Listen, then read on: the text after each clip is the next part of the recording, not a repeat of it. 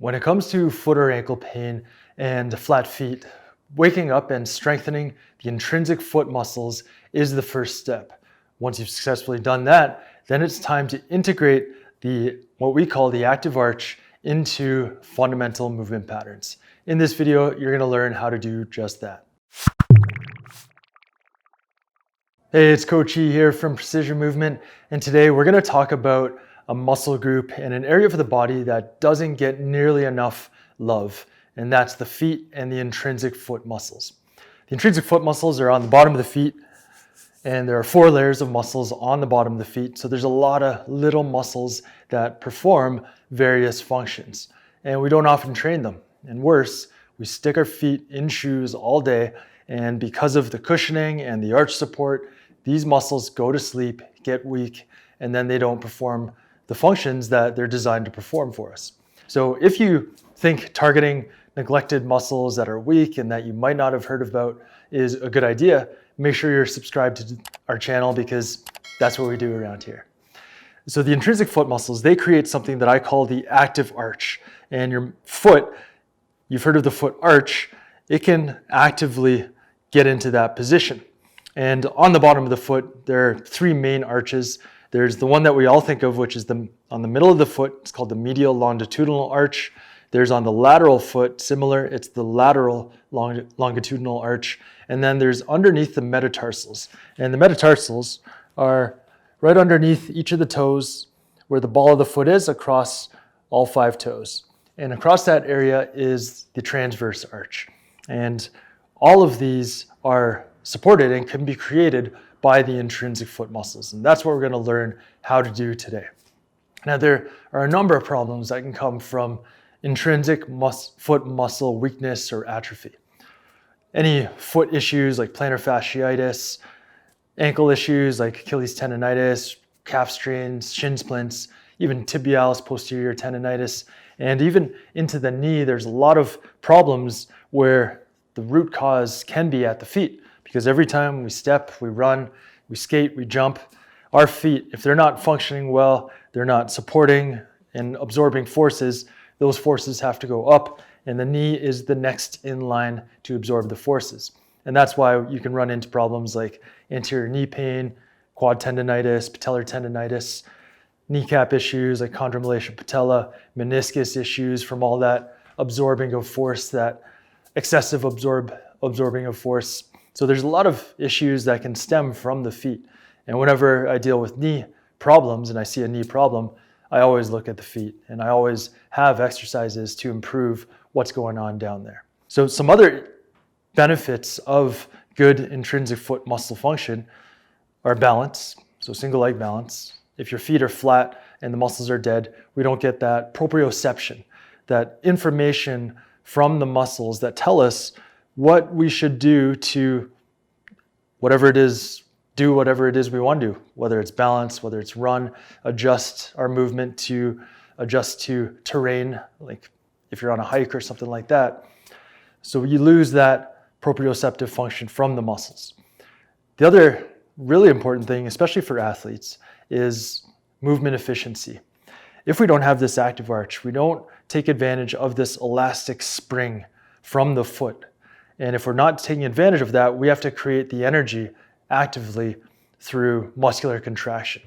So when we have a good active arch and good intrinsic muscle function, we get that elastic energy, which is essentially free energy, that'll help us to move, and it helps us to use and conserve energy.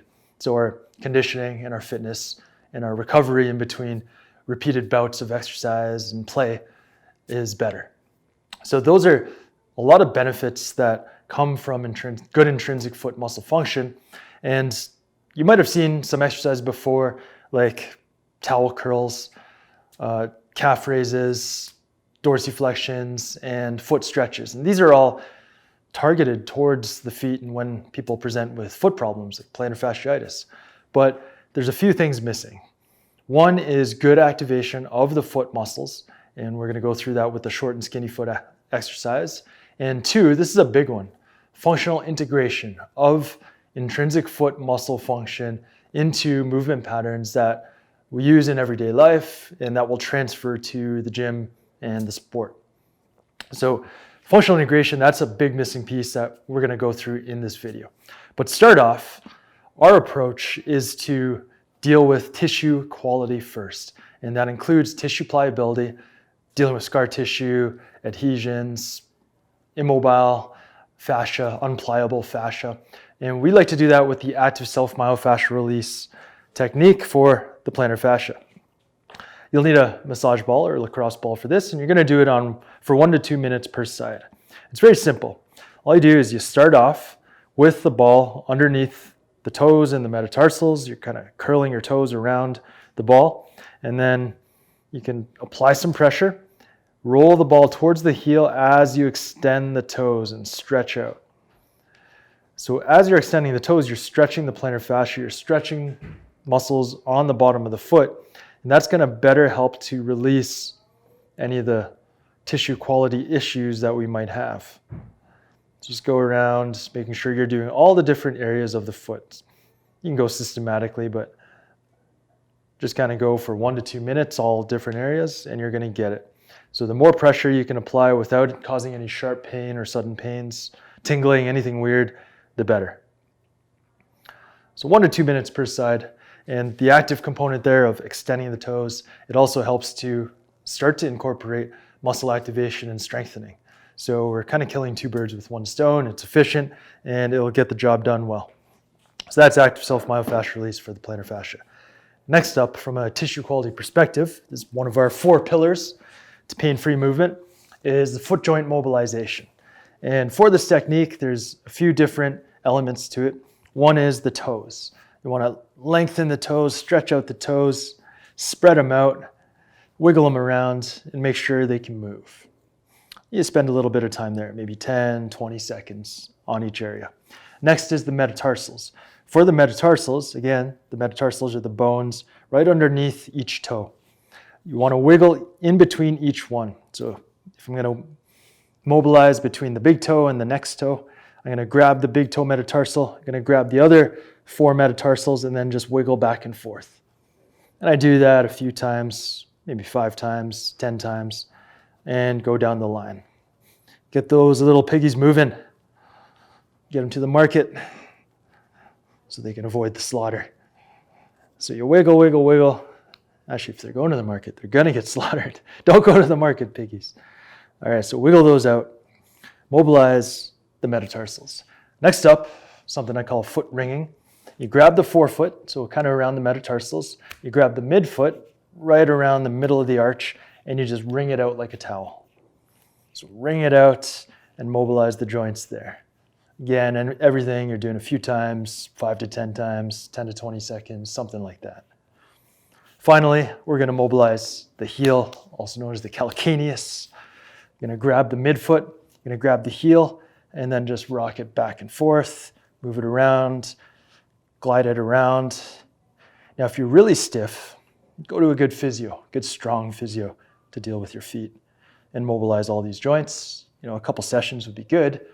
And the important thing is to follow it up with activation. Now that everything's mobile, the plantar fascia, all the joints in the foot, we can start to activate, and we can better activate those muscles. The way that we do that is with the short and skinny foot exercise. And this exercise I've shown in numerous places. There's 2 components. One is you make the foot short. So let me turn this way. You make the foot short by planting the heel, anchoring the heel, and then pulling the metatarsals towards the heel. For this, do not curl the toes.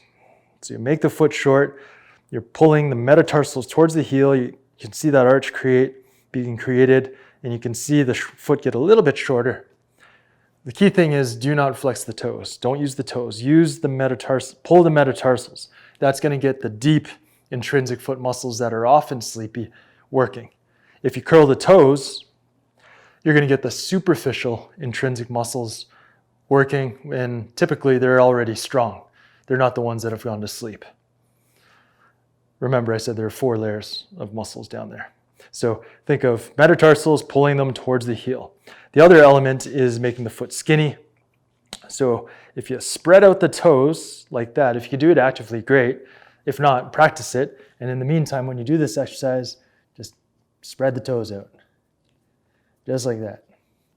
And then you're going to make the foot skinny across the transverse arch, across those metatarsals. So right there. Again, not flexing the toes, making the foot skinny, activating. So for this, 1 to 2 sets, around 5 reps, 5 to 10 second holds once you've got that active arch going. So that is the basic activation exercise that we do, and it takes time. If your feet are really dead, it might feel like you're not doing anything at all, which is totally normal. It's going to take time to wake those muscles up and just keep practicing. Do one at a time. That helps you to focus on that one foot. Look at it and think, activate. And seeing the anatomy pictures and the diagrams of the muscles can help you to better visualize what's happening. And when you visualize it happening, it helps your body to actually make it so. So focus on it. Don't be distracted, and build that mind to muscle connection. So that's the short and skinny foot. From there, we're going to start to integrate this function, the intrinsic foot muscle function, into movement patterns that we need in everyday life and sport. So the first way I like to do that is with something that I call active arch exploration. So for this, you can fire up that active arch. So do the short and skinny foot. Once it's on, then we're going to add some weight and put more weight over top of that foot, and it's exploration. So what I say is we're going to do this for 1 minute. And what I want you to do is make sure that that arch, active arch, stays on the whole time as you move around. So you can move around just a little bit. You can do some little lunges or squats. Test out ankle dorsiflexion, driving the knee forward. Test out pushing back. Different movements, 1 foot. Doing stuff on 1 foot, the more you move around, the harder it's going to get. So 1 minute, we're trying to build some endurance. You can start off, you might fatigue after 30 seconds, 20 seconds. Start there and then build up to a minute and do 2 to 3 sets. And that's going to help you start to feel, okay, as different pressure goes on, different movements, starting to bend the knees, starting to bend the hips, you're going to feel what it's like to keep those intrinsic foot muscles on. So that's active arch exploration, and that's how we could start to get into these movement patterns. And the movement patterns are basically the fundamental movement patterns. The lunge, the hinge, or kind of Romanian deadlift, RDL type pattern, and then the squat. Those are the fundamental movement patterns. There's tons of variations of them, and you can do any variation that you want. But I'll show you a few. For the lunge, there's 2 that I like. There's the split squat, where you're stationary, and you've got the active arch up here, short and skinny foot, keep that on, and then I just do my split squat. And everything you can do, starting off with body weight, just to work through that range of motion, and then you can load it up.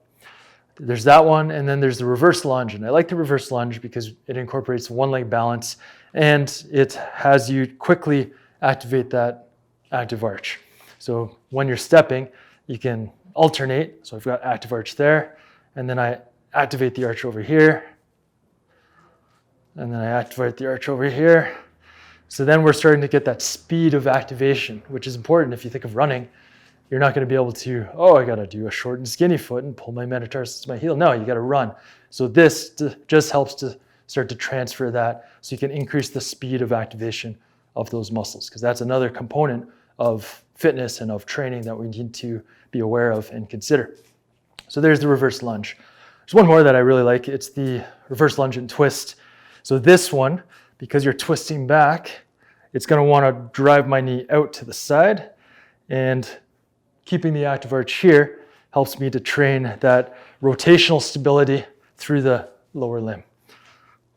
So now I keep planted down as I'm doing my lunge and twist, and obviously you can load everything. Now, one thing when you get into these different movements and different planes of motion is you want to maintain even pressure through the bottom of the foot, through the metatarsals, through the heels, medial and lateral. You're not rolling over on one side or the other, and you're not having all your pressure on the heels or the toes. You want to have even pressure through that active arch, because when you do that, you can go in any direction easily. Whereas if you're rolled over, let's say all your weight is on the outside of your foot, if you're gonna go over that way anymore, you can roll your ankle. You can go this way easy, but this way already, if you're starting like that, if you go anymore, you're starting at a mechanical disadvantage and you're in a vulnerable position. So keep the weight centered. That allows you to go in any which way that you want or you need to go. So other fundamental movement patterns, the hinge, simple hinges. If you don't know how to hinge, that's something that you should learn. Neutral spine, flexing at the hips, keeping your anterior pelvic tilt. Dr. B calls it, and I call it a hip pocket, and maintaining the active arch. One thing you'll find here is, especially if you've done this in the gym a lot, is you'll want to put all your weight to your heels, and you'll lose it because your metatarsals essentially come up off the ground. You unweight them. So keep your weight, go a little slower, maintain even pressure between heel and metatarsals, and that's how you're going to train and integrate that active arch into a deadlift type pattern. Do the one leg stuff. Lots of variations. Finally, the squat. Squat's the other fundamental movement pattern. So active arch, keeping it on, getting down. Another one where people tend to go towards the heels. So it's a little bit different than what they're used to. So go slower, and then you can repattern this and just have a new pattern that is available to you. So again, all of these exercises, you can load them up, but start with body weight, 2 to 3 sets, 8 to 12 reps, somewhere in that range. Do that, body weight, if you're trying to integrate something, keep that for 2 to 4 weeks before you think about loading. If you've got good form and you can maintain the active arch throughout your sets and reps, then start to add load. There's no rush here. You want to build good patterns, because if we add load quickly, before we have built endurance, before we have built the ability to hold that active arch for a full set, then you're just going to regress into your old pattern, your habitual movement pattern. And then you're not going to be able to integrate that fully. So go slow, ramp it up, meet yourself and train yourself for where you are with that specific target, and then slowly progress from there. You're not going to, if you're squatting 300 pounds and you've got no foot function, you're not going to start squatting 300 pounds and expect that active arch to be maintained throughout that full set. So start slow, ramp up from there. There's lots of time. So those are the fundamental movement patterns. There's one more that I really like, and that's, I call it the active arch X. And this technique, you've got the active arch here, so short and skinny foot, whoop, there it is. And then we basically just reach the foot out in an X pattern. Up there, across, trying to reach as far as you can, back to the back corner, and then back and across. Whoa, lost that. Do it again, reset. That's how it'll look. Reset, and then back and across. And if you watch this time pay attention to the angle of my shin. I'll do that again. Let me do the other side. So short and skinny foot. Foot's on there. Oh, that feels good. Okay. Now reaching up there. And then let's go across there. Look at the angle of the shin and what the foot has to do to maintain that even left-right pressure, the even heel to toe pressure on the foot. Reaching, reaching, reaching. The farther you go, the more challenging it's going to be to maintain that active arch. So that's the active arch X, 2 to 3 sets. That's one cycle. So an X is one cycle on that side. Do 2 to 3 cycles per side for 2 to 3 sets, and you're good to go. So those exercises, when you're trying to activate something, do it every day. You can do it multiple times a day. So active self-myofascial release, foot joint mobilization, and the short and skinny foot. The more you do it, the more often you do it, the faster you're going to get it. Once you've got the activation down, you've got some basic endurance, then you can start to build strength. And when you're building strength, you don't do it every day. You can do it 2-3 days a week. If you're doing multiple sets, that's going to be more than enough load and volume to get a strength response, which requires recovery. So if you're not recovering, you're just going to go, it's that old supercompensation graph. I'm not going to pull it up from my strength and conditioning days, but whenever you work out, you break stuff down, it goes down here. And then when you sleep and you eat and you rest, your recovery and your strength goes up, and you want to keep following that pattern. But if you don't have the recovery, you're just going down, down, down, down. If you're working out too much, it's called overtraining. So don't do that. So when you're doing the strength stuff, 2 to 3 times a week, that should be good. And you will build that strength with an active arch, which is going to give you that stable lower limb. That's very functional. It gives you balance, good movement efficiency, and that's going to help to keep you moving freely and without pain for the rest of your life and help you to do the things that you love to do. That's why we're here. That's what we love to do. So that's what I got for you today. Hopefully you enjoyed it. Hopefully you found it beneficial and put it to work, put it to use. If you did like it, hit the like button, let us know, and make sure you're subscribed to the channel because this is what we do. This is what we're all about, and we want to keep helping you. And we can only do that if you're subscribed and we stay connected. I've got a couple other videos that'll be beneficial for you. Here, dorsiflexion, very important for the ankle and neglected. Here, overpronation, some new concepts that you might not have heard. And then if you've got pain or problems that have been around for a little while, check out the lower limb control course because that walks you through this kind of thinking and these kinds of exercises and more in a step-by-step fashion that's easy to follow and implement. So check that out.